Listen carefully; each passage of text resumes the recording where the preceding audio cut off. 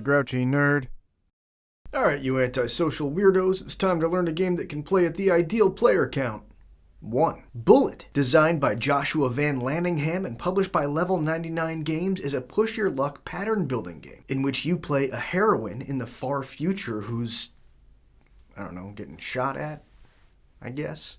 It's meant to be a board game version of a shoot-'em-up or bullet hell game in the vein of Galaga or Contra, and it doesn't really do that, but the art and the flavor are very evocative of that style of game, and it's an awesome little solo puzzle. There are two base games, Bullet Heart and Bullet Star, with Bullet Star having the more complex characters, but all bosses and all heroines in both games are fully compatible with each other. And there's two ways to play this game solo. There's the score attack and the boss battle, but I'm only going to go over the boss battle rules because it's considerably better. It's way, way better. The game is played over a series of rounds, and your goal in Bullet is to defeat the boss before the boss defeats you. Kind of like work.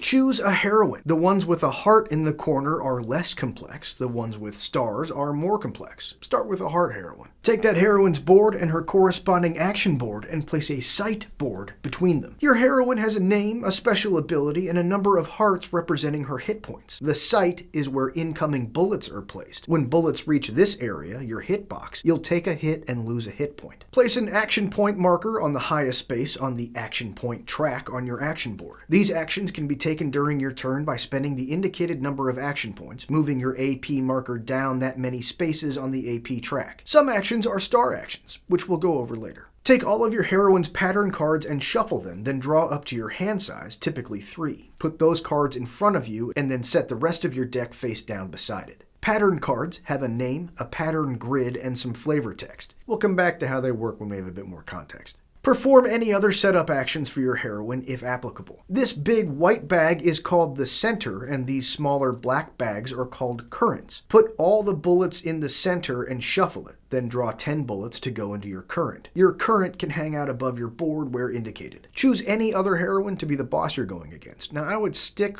with a less complex one here, but it doesn't necessarily mean that she's going to be easier to beat, just less complex to play. Flip this heroine and her action boards to the boss side. The boss doesn't get a sight. Then shuffle that boss's patterns and put the deck face down here. Draw the top pattern card and place it in the active pattern area. Then place shields on every shield slot except for the top one. Boss pattern cards have a name, a pattern grid, an effect, and flavor text. Everything else, all other heroine, action, and sight boards, as well as all cards, tiles, the remaining current bags, the intensity tracker, and any black tokens you're not using can go back in the game box. Each turn plays thusly. You go first, and each of your turns has 3 phases: option, end, and cleanup. During the option phase, you'll place bullets, use your actions, and play your pattern cards. To place a bullet, draw one from your current and reveal it. Then place it in the column that matches its color, a number of empty spaces down that column equal to the number on the bullet. So a blue 2 would go here because that's 2 spaces down. A 3 would go here on the 4th space because you don't count spaces that already contain bullets. A yellow 1 would go here, and a second yellow 1 would go here, and so on. If at any point you must place a bullet here in the hitbox, that bullet will travel to your life and cover the leftmost space, removing 1 hit point. The highest number a bullet might have is 4, so if ever there is a column that has at least 3 bullets in it and you draw a 4 of that color,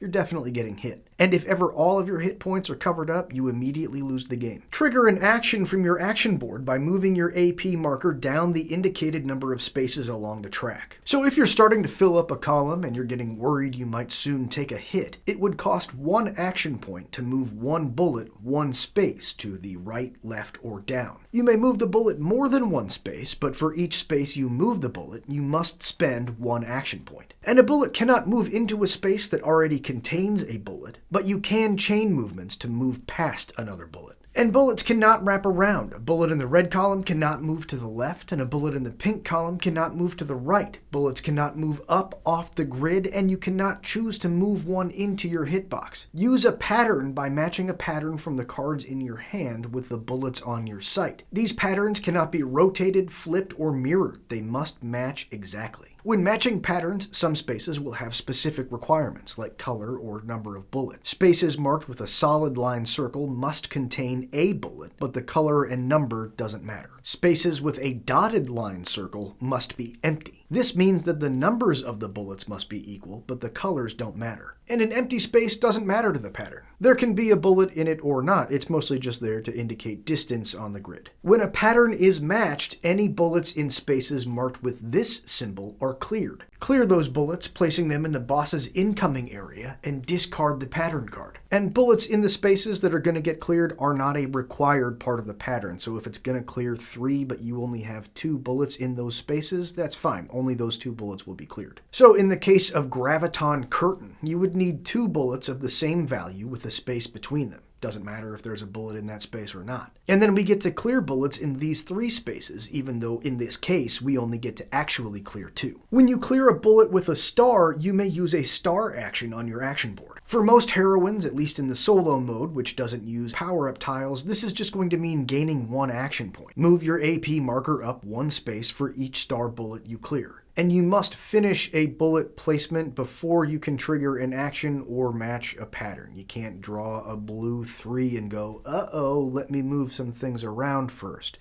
You gotta put the 3 down and then you can move some things around.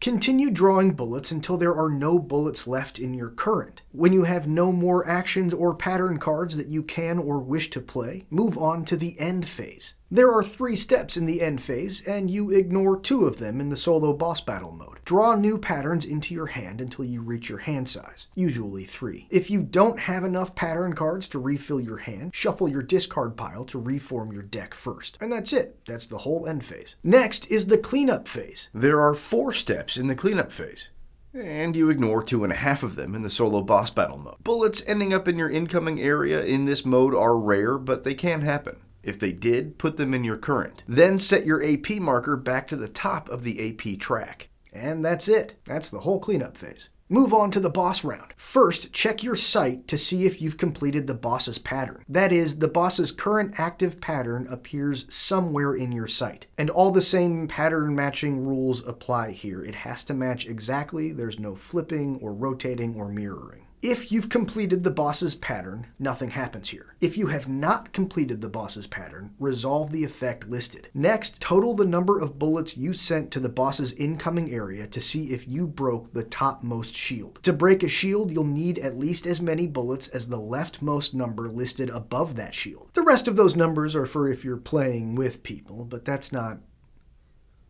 why we're here. We're just looking at the left one. If there are enough bullets to break a shield, remove the shield. If there are enough bullets remaining in the incoming area to remove another shield, continue to break shields until you can't break any more. If any shields were broken, all bullets in the boss's incoming area return to the center. If, however, there were not enough bullets to break a shield, the bullets remain until next round. Then resolve each of the effects listed under the newly broken shields, if any, in order. Next, place a number of bullets from the center into your current equal to the intensity number listed on the bottommost revealed shield slot. Catch that? So it's 10 at the beginning of the game, but then every round thereafter you're going to use that number on the bottommost revealed shield slot on the boss's card. Last, draw a new pattern card for the boss, covering and deactivating the last one. If there are no patterns to draw, shuffle the boss's patterns to form a new deck first. Then start again at the Heroine round. Play continues in this way, going back and forth between Heroine and boss. If you're able to break the last boss shield, resolve the final shield effect. If you survive that effect, you win. If, however, at any time you have no remaining health, you lose. And all your base are belong to her. And that's it. That's how to play Bullet. Now get out of my sight.